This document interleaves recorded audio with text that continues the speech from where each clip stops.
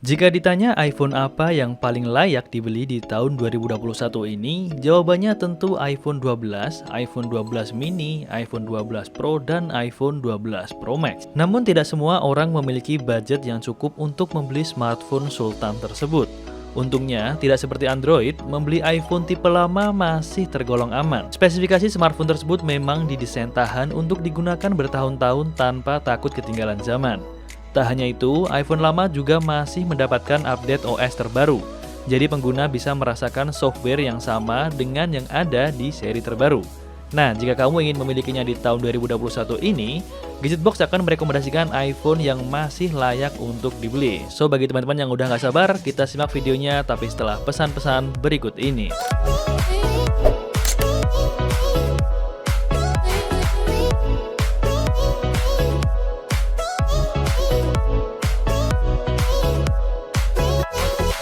Untuk rekomendasi yang pertama jatuh pada iPhone X. Seri yang dirilis Apple pada tahun 2017 ini telah turun harga untuk harga second-nya bisa di angka 5-6 jutaan saja. Dan selain karena harganya yang sudah turun, iPhone X juga masih layak dibeli karena spesifikasinya yang masih mumpuni. Ia juga telah dilengkapi dengan Face ID, kemudian dua kamera belakang dengan kualitas 12 megapiksel dan RAM sebesar 3 GB. Dari segi desain pun iPhone X sudah sangat mirip dengan iPhone 11. Jadi yang memiliki budget kisaran 5-6 jutaan mungkin bisa mempertimbangkan untuk membeli iPhone X ini guys. Kemudian untuk rekomendasi yang kedua jatuh pada iPhone XR, yaitu satu tingkat di atas iPhone X. iPhone XR sendiri dirilis pada tahun 2018 termasuk ke dalam produk Apple yang paling laris sampai saat ini. Pasalnya, harga dari smartphone ini lebih murah ketimbang iPhone X, tapi beberapa spesifikasi lainnya lebih unggul. Nah, setelah aku research untuk harganya, untuk harga second-nya ini paling murah ada di angka 5-7 jutaan aja. Dan untuk spesifikasinya tidak berbeda jauh dengan iPhone X. Smartphone ini dibekali dengan RAM sebesar 3 GB, kemudian layarnya 6,1 inch lebih besar dibandingkan iPhone X, dan juga dilengkapi dengan Face ID. Bedanya untuk iPhone XR hanya memiliki satu kamera belakang dengan resolusi 12 megapiksel. Tapi untuk baterai, iPhone XR jauh lebih kuat dibandingkan dengan iPhone X. Inilah alasan mengapa banyak orang yang lebih memilih iPhone XR dibandingkan dengan iPhone X karena iPhone X itu terkenal lebih boros dibandingkan iPhone XR. So mungkin bagi teman-teman yang suka main game, kalian bisa mempertimbangkan untuk membeli iPhone XR dibandingkan dengan iPhone X. Punya layar yang lebih besar, kemudian performa yang lebih bagus, dan tentunya baterai yang lebih awet. Untuk rekomendasi yang ketiga jatuh pada iPhone 8 Plus. Walaupun keluaran tahun di 2017, smartphone yang satu ini masih sangat layak untuk dipakai saat ini.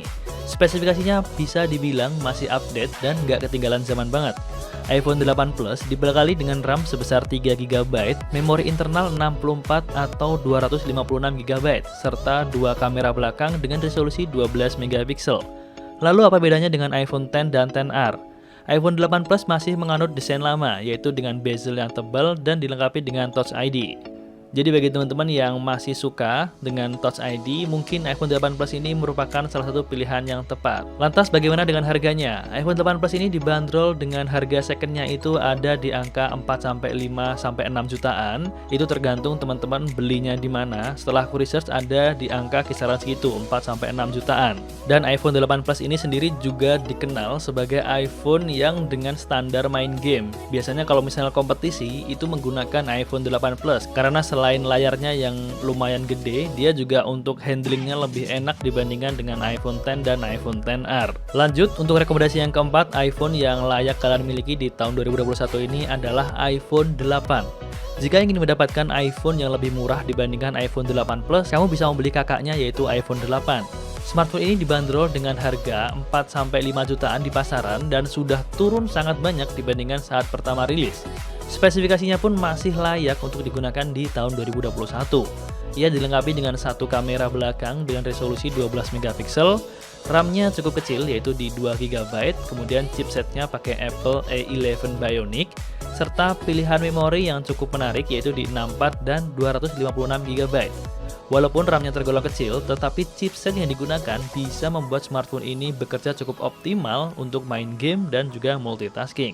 Jadi bagi teman-teman yang punya budget di kisaran 4 jutaan, mungkin bisa mempertimbangkan untuk membeli iPhone 8. Kalau misalnya dirasa iPhone 8 Plus itu harganya masih terlalu tinggi. Kemudian yang terakhir untuk rekomendasi iPhone yang layak dibeli di tahun 2021 ini yang kelima adalah iPhone 7 Plus. iPhone 7 Plus ini udah aku bikinkan banyak videonya dan ternyata banyak juga yang minat untuk membeli iPhone seri 7 Plus ini di tahun 2021 ini. Memiliki RAM 3GB, kamera belakangnya pun dual kamera dengan kualitas 12 megapiksel. Selain itu masih menggunakan chipset Apple A10 Fusion yang cukup menarik dan cukup masih optimal. Sensor fingerprint dan kualitas baterainya ini ada di 2900 mAh. Sangat cukup kalau misalnya untuk digunakan bermain game atau untuk sosial media misalnya atau bermultitasking lainnya. Dan apabila dilihat sekilas, iPhone 7 Plus ini sangatlah mirip dengan iPhone 8 Plus, namun kamu bisa mendapatkannya dengan harga yang jauh lebih murah dibandingkan dengan iPhone 8 Plus. Kalau untuk harga secondnya, iPhone 7 Plus ini dibanderol dengan harga 3-4 jutaan saja. Ini yang paling murah. Kalian bisa mencarinya di Instagram atau di e-commerce. Kalau misalnya kalian beruntung, kalian bisa mendapatkan harga tersebut. Dan dari kelima iPhone yang menurut aku masih layak dibeli di tahun 2021 ini, rata-rata harganya itu ada di angka 4-5 jutaan saja. Jadi bagi teman-teman yang mungkin punya budget di angka segitu, kalian bisa mempertimbangkan dari kelima rekomendasi iPhone di tahun 2021 yang udah aku jelasin tadi. Dan sebagai pengingat bahwa harga-harga yang aku cantumin tadi adalah harganya yang second ya, karena untuk harga barunya sudah sangat jarang, jadi aku melampirkan harga bekasnya aja. Tapi bagi teman-teman yang berminat untuk membeli harga barunya, aku lebih menyaranin untuk membeli iPhone 11 kalian atau iPhone 12. Karena daripada kalian membeli iPhone yang udah lama dengan harga baru, mending sekalian beli iPhone yang lebih baru karena untuk jangka waktu kedepannya itu bisa lebih lama penggunaannya. Dan semoga video ini bisa membantu teman-teman semua, khususnya bagi teman-teman yang pengen membeli iPhone di tahun 2021 ini dan terkendala dengan harga iPhone yang cukup tinggi. Dan aku udah memberikan rekomendasi harga-harga iPhone yang masih layak dan masih tergolong murah untuk dibeli di tahun 2020 ini. Dan mungkin itu dulu untuk video kali ini. Saya ucapkan terima kasih bagi teman-teman semua yang udah nonton videonya dari awal sampai akhir. Jangan lupa buat like di video ini, buat support kita, dan jangan lupa buat share video ini bagi teman-teman yang mungkin merasa video ini bermanfaat buat teman-teman lainnya. Jangan lupa juga untuk nyalakan lonceng notifikasinya, dan saya Galang pamit undur diri sampai bertemu di video review selanjutnya.